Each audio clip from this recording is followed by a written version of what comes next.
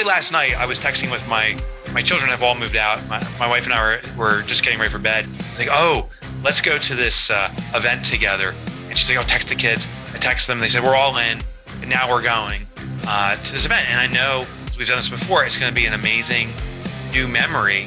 And that's the way I think I want to live. I don't want to say to my kids on my deathbed, hey, there's 100,000 pounds left for each of you. Like, no. Yeah. I'd rather say we had great experiences together in our lives. Welcome to the 1000 Days Sober podcast. My name is Lee Davey. I am not an alcoholic. I refuse to be anonymous. I am someone that doesn't drink alcohol, and I spend every waking moment of my life helping other people do the same, like right now.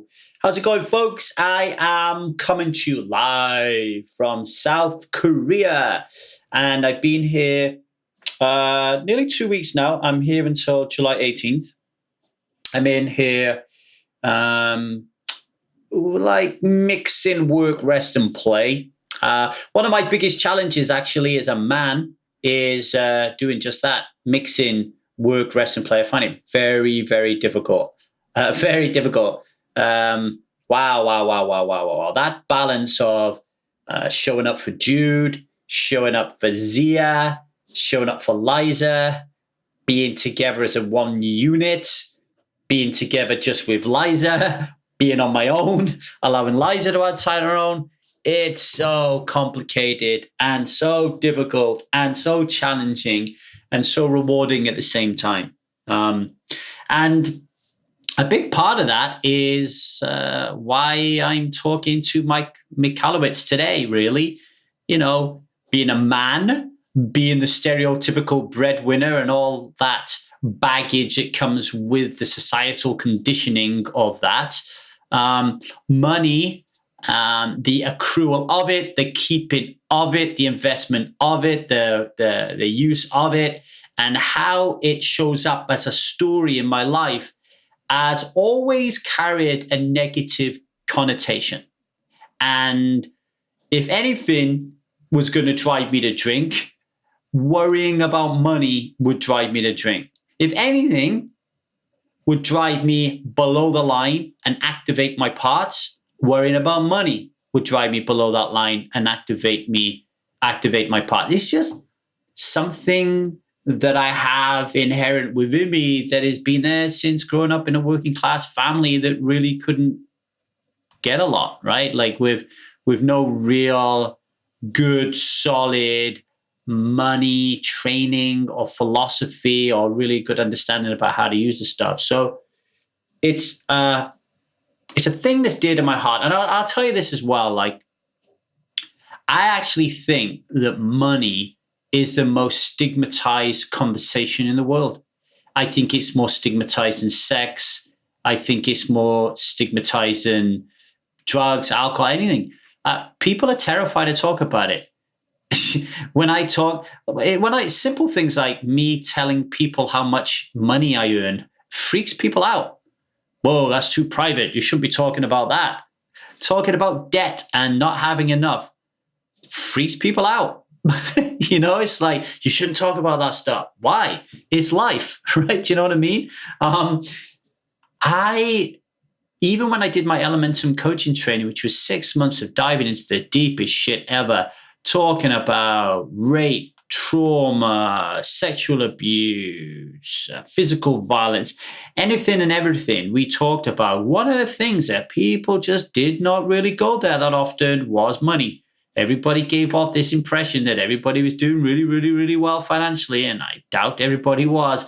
And it can lead to a lonely place, and we should have more conversations about it.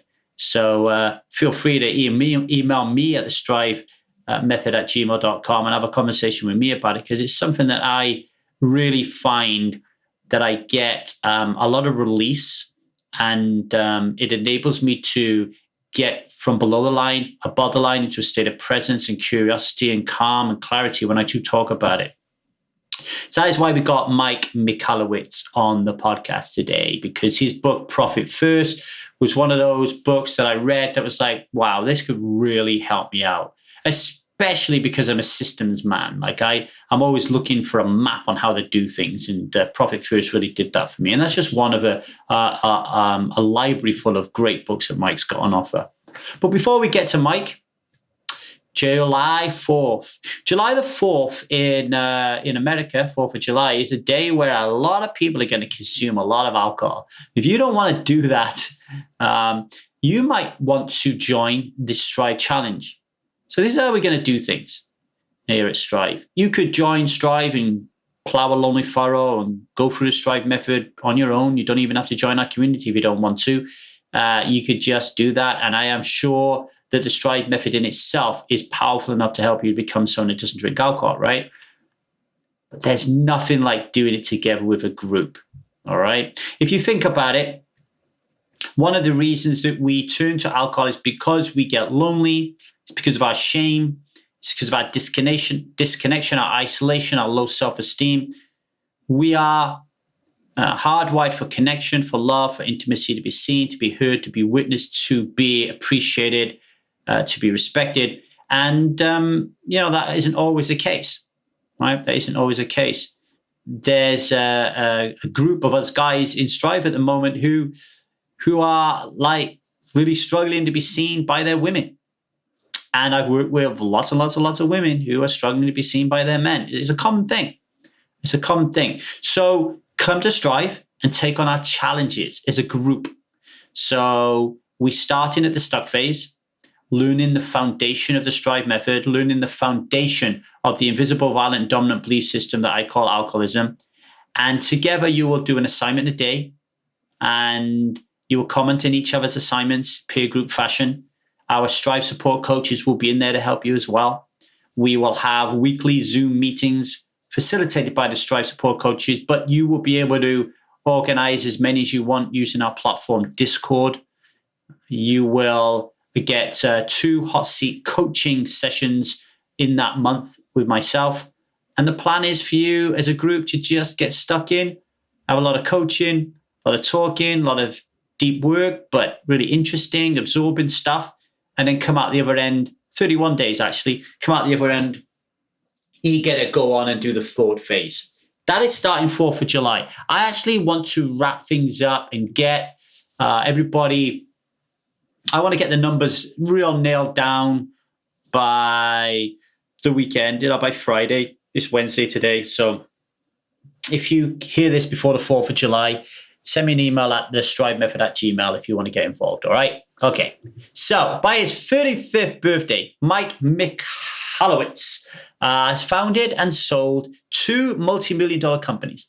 Confident that he had the formula to success, he became a small business angel investor and proceeded to lose his entire fortune. But then he started all over again, driven to find better ways to grow healthy, strong companies. Mike has devoted his life to the research and delivery of innovative, impactful entrepreneurial strategies to you.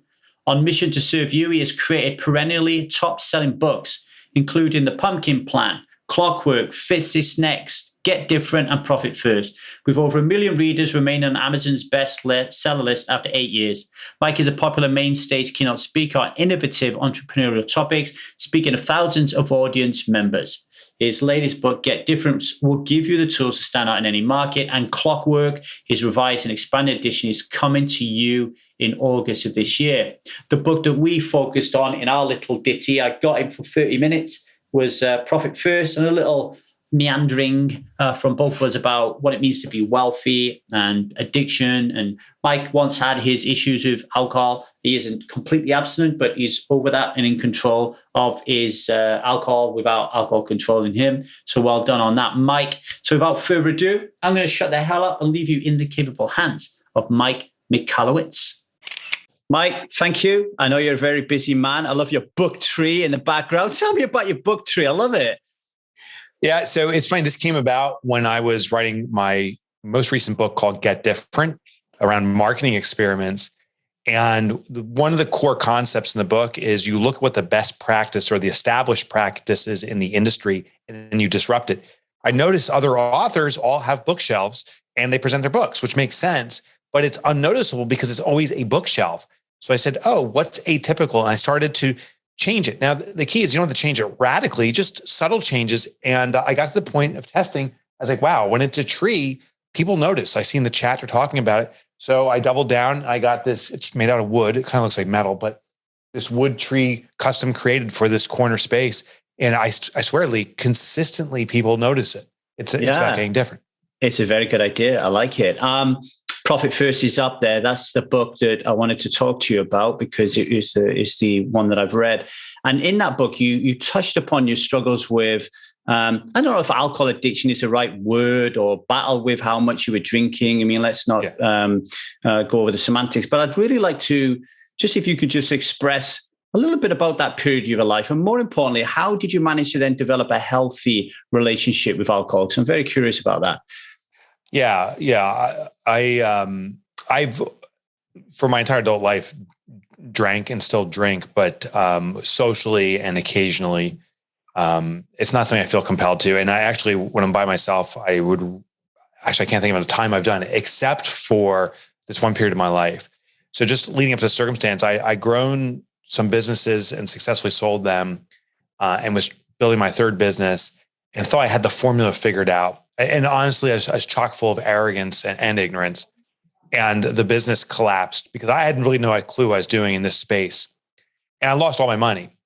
And what I realize now in retrospect, I didn't know it then, but it was a major identity crisis for me. I saw myself as a successful entrepreneur. My definition at that time of success was wealth, prestige, if you will. I have a totally new definition of it now. But when that collapsed, I lost my home. I lost my possessions, my family. We lost everything. The only thing I didn't lose was my family. And I went into depression. Again, this is all in retrospect. I realized it. I really appreciate it then. I just thought I was this down. I should have gotten therapy at the time. I didn't. I do now. And what I started to do was to start to drink. I was like, oh, when I have some booze flowing through me, it kind of deadens the pain. It doesn't feel as bad. Of course, I sleep a crap night. I wouldn't sleep and I'd wake up feeling kind of beleaguered. But I found if I did this regularly, it kind of mollified the pain. Now, I wouldn't say I was waking up every day and I wasn't drinking during the day or anything, but I was looking forward to kind of finishing the afternoon by throwing back a margarita or something. And I realized at a certain point, pretty quickly on, maybe 3 or 4 months into, like, oh, this is actually a really bad habit I'm establishing here. This is really not a way of effectively dealing with what I'm doing. And I did find a solution, a much healthier solution to navigating through depression. And that's what I've used going forward. So with you exploring the healthier way to navigate depression, the reliance on alcohol as, I guess, a tool to fill an unmet need was no longer there. So you was able to enjoy it in a healthy way because you had your needs met through different ways. Is that what we're talking about? I mean, that's essentially it. Like my wife and I, we like to have a glass of wine together. We're going to do a trip through Napa Valley for our wedding anniversary that's coming up. And I really look forward to it. For me, that's a social experience. Back then, that was the only time in my life where it was a form of pain relief. It was a means to the end. It wasn't about the social component, but it was something to fix temporarily a problem, which obviously results in more problems. But I was as clueless to it. What I found, and it's for me, it's crazily effective and it's so simple, was to start journaling. It's the guy's word for diary, to be honest. But what I started doing was maintaining a diary. But this is the key. A friend of mine came to me and said, don't write down like your successes and wins unless you feel compelled to. That's what we're all taught. He goes, just write down your emotion, whatever you're feeling in the moment.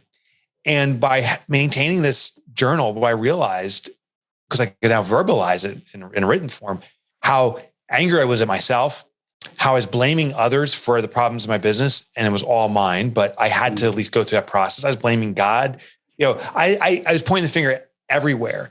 But here's what was interesting. Even when I was pointing the finger at other things and other people and saying they're the problem, it did give me temporary relief. It was an outlet. I now consider it the cheapest form of therapy. I was able just to release my vitriol that I had toward the world because of my identity crisis. And sometimes it'd be like 5 seconds of relief, just for a second. I was like, at least I got that out. Or sometimes 5 minutes, or sometimes hours or days. And during that time, I could get clarity and start focusing forward on improving my business. Yeah. And that has become now a process in my life. I haven't journaled in a while because I just don't feel a compulsion to it. But the second I start feeling an emotion, I go right back to it. Sometimes joyous, sometimes angry, but it just relieves that emotion and allows me to focus forward again. Yeah, I mean that's really important. Like something that I teach my clients is get that balance right between taking 100% responsibility for the output of your life, right? So we're not going to look outside of ourselves. We're going to always look within, and we can always find something that we can tweak, test, or polish.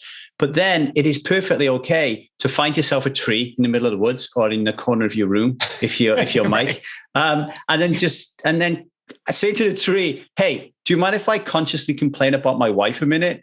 And then And then the trees are good. Trees will just be like, yeah, go for it.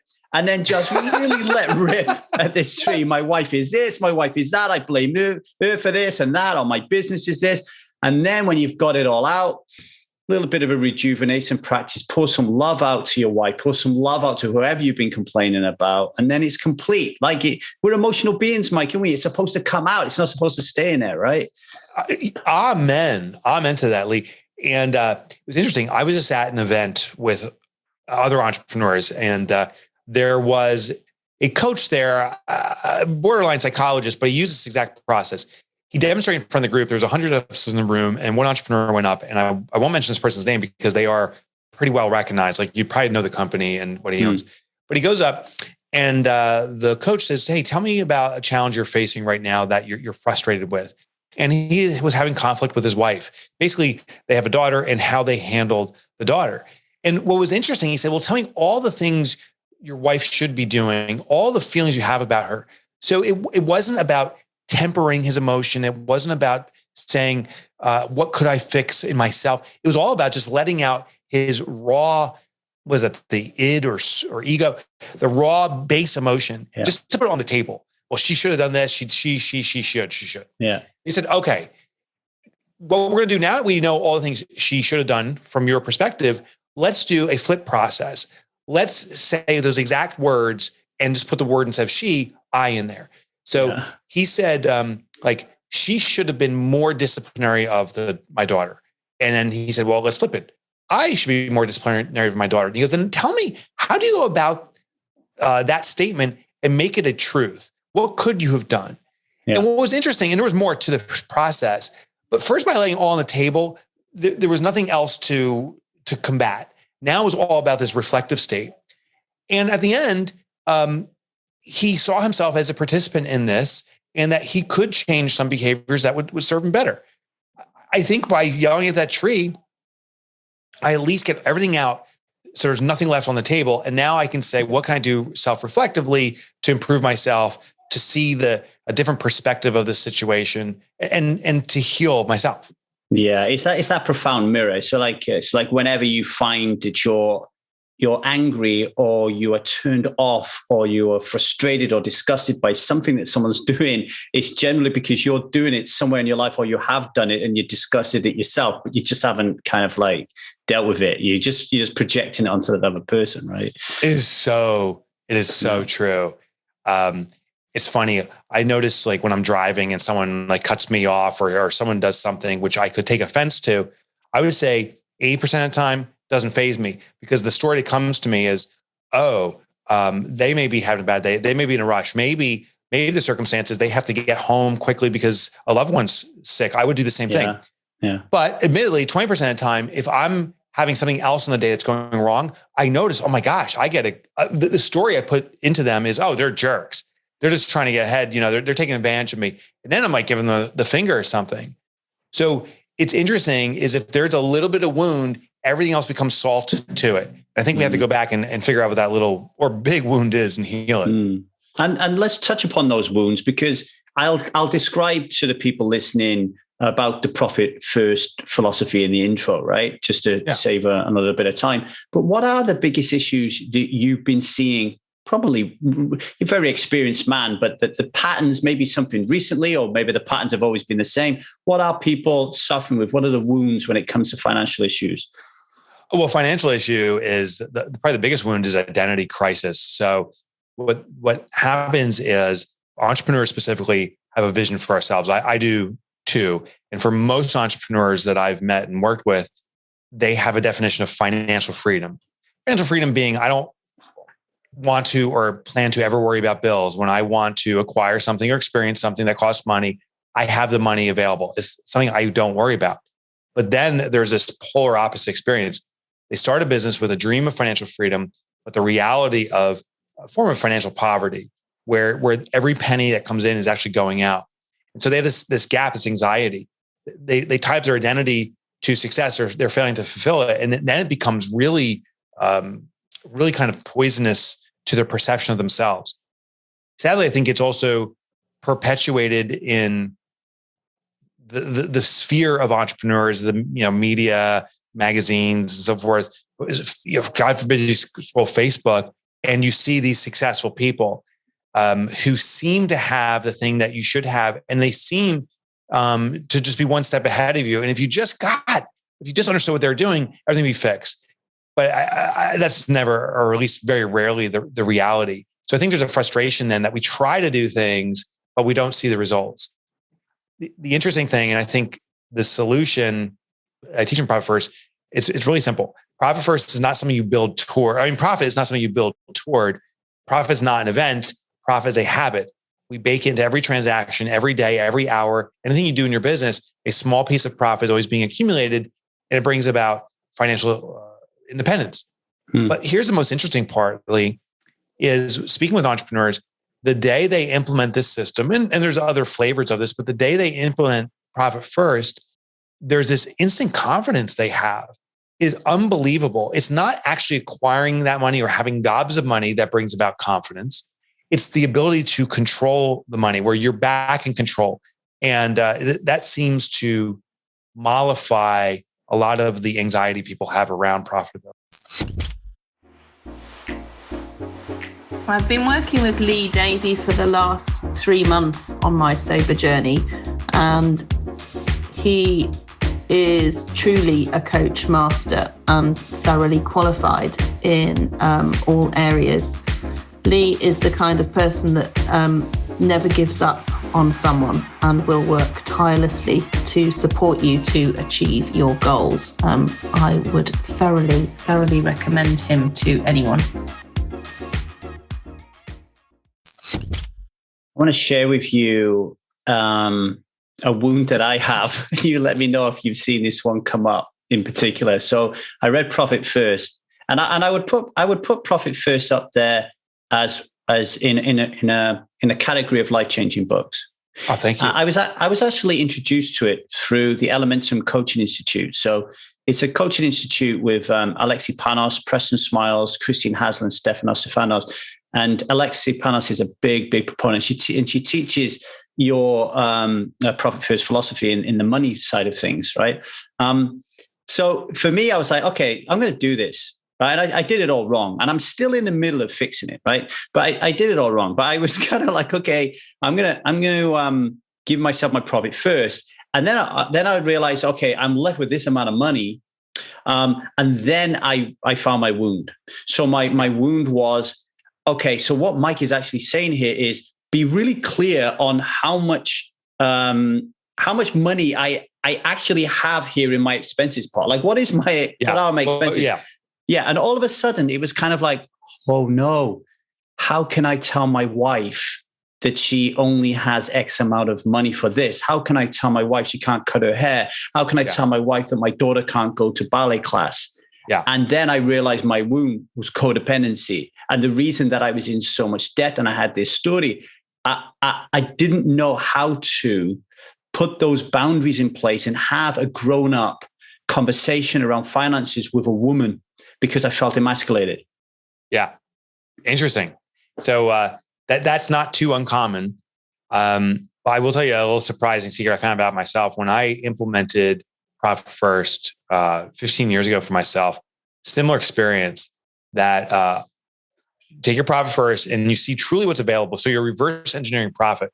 See what's available to operate your business and translate into our lives, because as entrepreneurs, our lives are integrated. And it's like, oh, I have to tell my wife the same thing. Can't spend so much, can't send our daughter to horseback riding lessons. But what I really found out, and this was the most embarrassing thing, I was the biggest spender. I thought my wife was, I thought the support for the family, our children, I thought their activities were, it was actually me. And when it was me, is I was hiding it by making purchases for the business. So I couldn't get a big screen television at home. We didn't have the money for it, but I could justify it in the business because we needed that as a monitor and display system. And so I was actually had these desires I wanted for myself, but I was doing the spend in the business. So it was eye-opening because I was convinced I wasn't the problem, which is another form of identity crisis I was going through. But when I implemented this, then I got really real about, oh, if I shift my behavior and spending here, it frees up things. Now, the other thing too, is we implemented Profit First at our house, and it changed the perspective for my wife and I too, in how much money is available to do things. And we both curtailed our spending. Interestingly, the experience in life hasn't shifted. Like as we spent less, it wasn't like life was less fulfilling. It wasn't like there was less activities. It became the norm. I would dare say things were just as good as ever, if not better, as we controlled our cash flow. The other interesting thing too is over time, as profits have accumulated and so forth, we've been in the position of giving like we never have before. And so there's things that touch my heart, my wife's heart, and we want to be of service. And in the past, if we can make a $10 donation or do something, that felt like a stretch because we're living check by check. But now we have the freedom to do really impactful things for communities that are important to us. And that actually, in some cases, gives us the biggest joy to make transformational change because we have the availability to do it when those opportunities present themselves.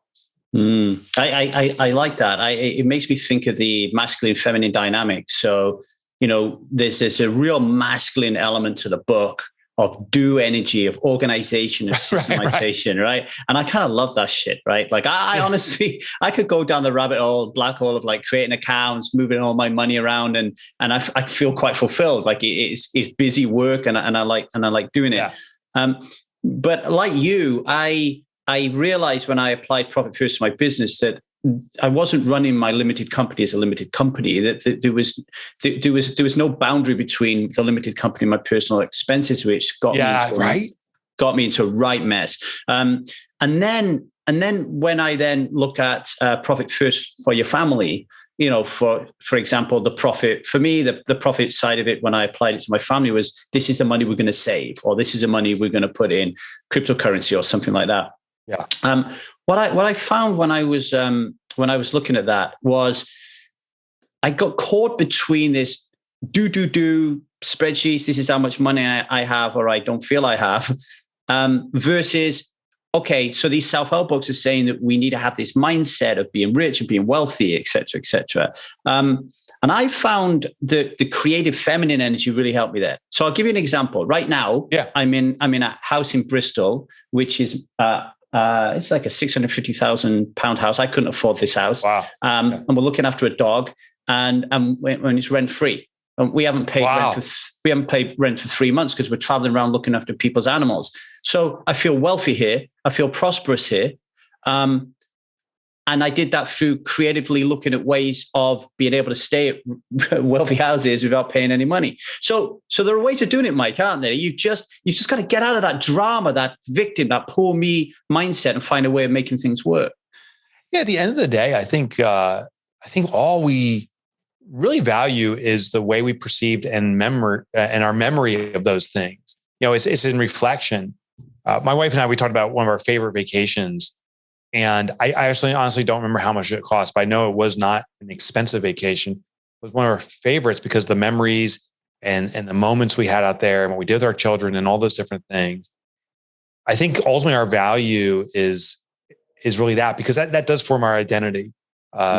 Looking back on our lives, we identify with what we did as who we are, and access to these things that we think will give us joy doesn't necessarily need money to get there, just like what you're doing.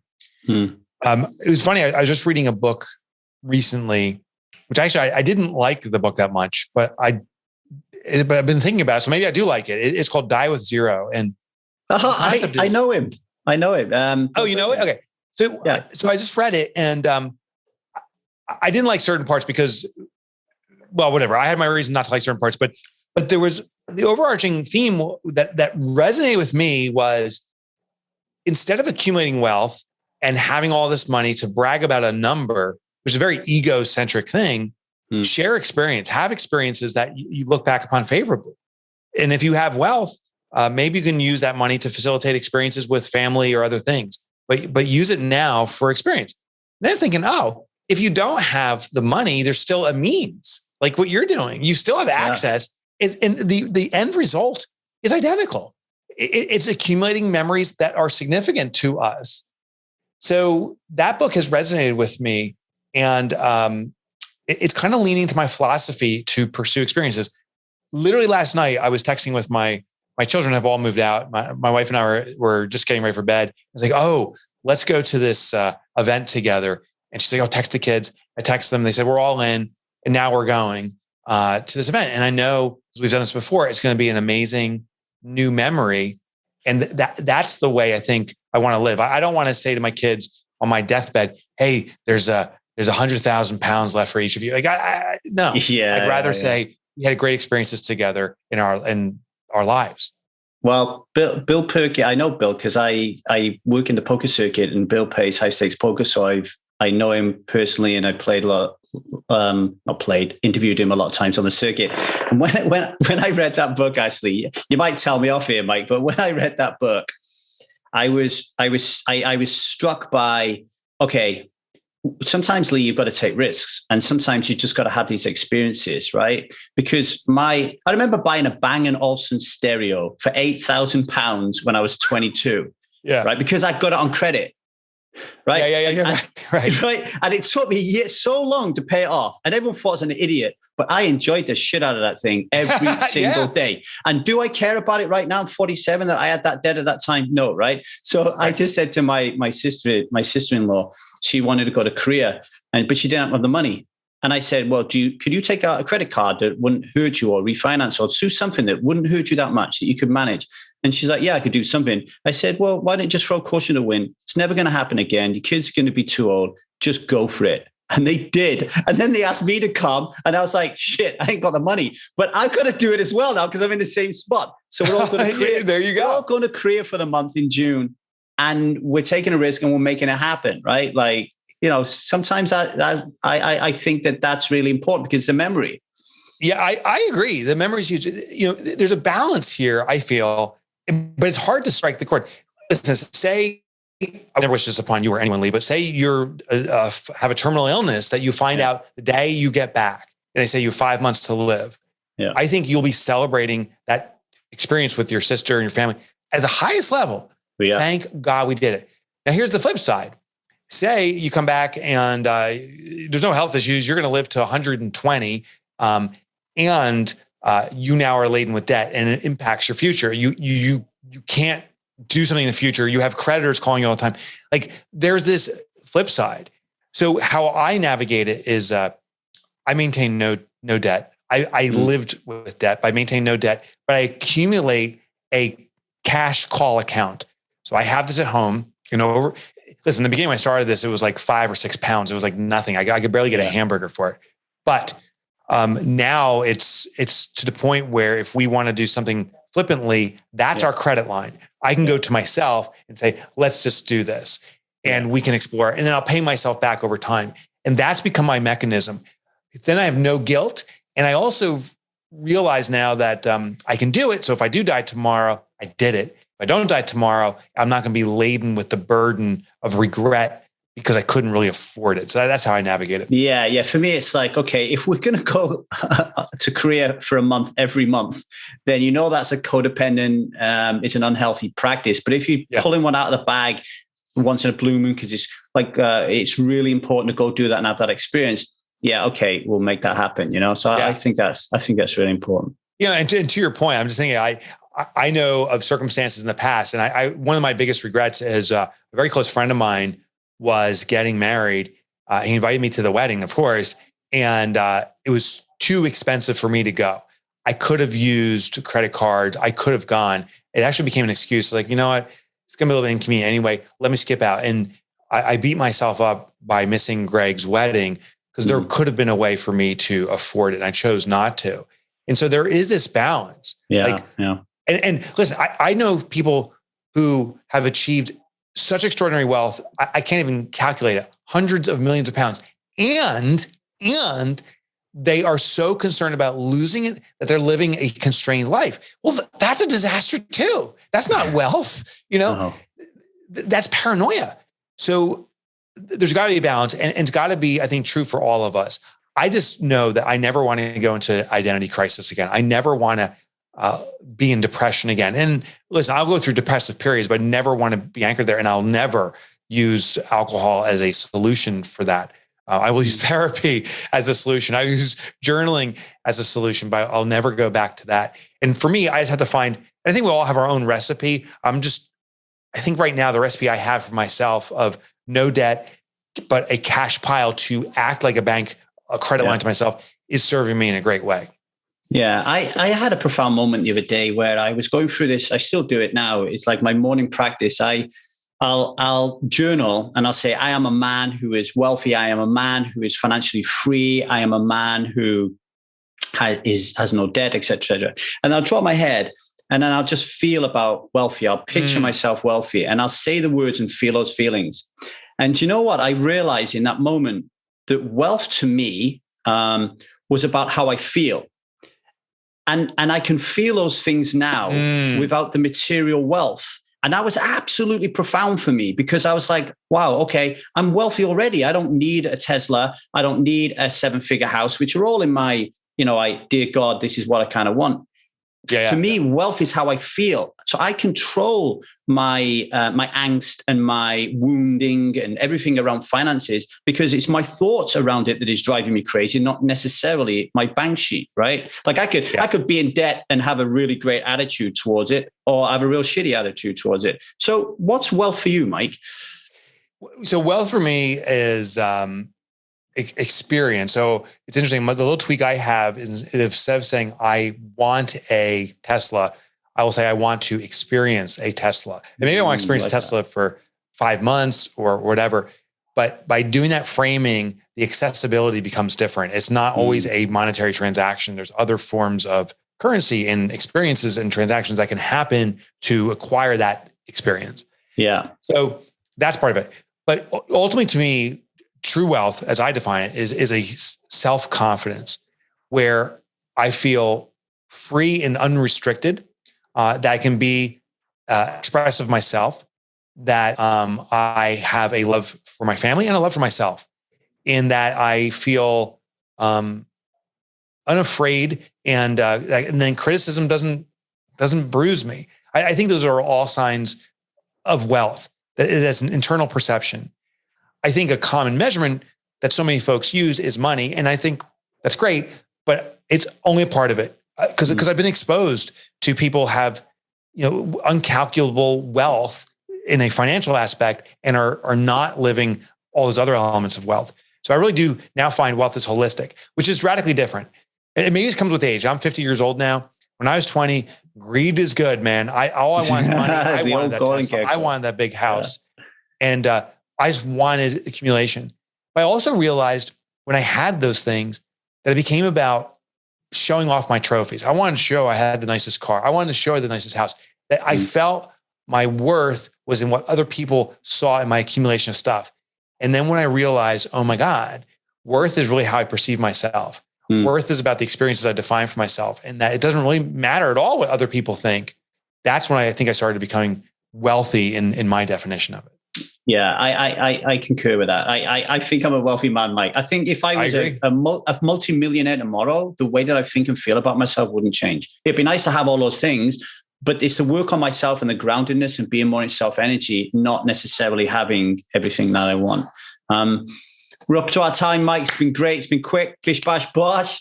What are you up to? What are you doing? What do you want people to know? Well, thank you, Lee. If you want to learn more about me, I'm an author. I write many books about small business. The website to go to is MikeMichalowicz.com.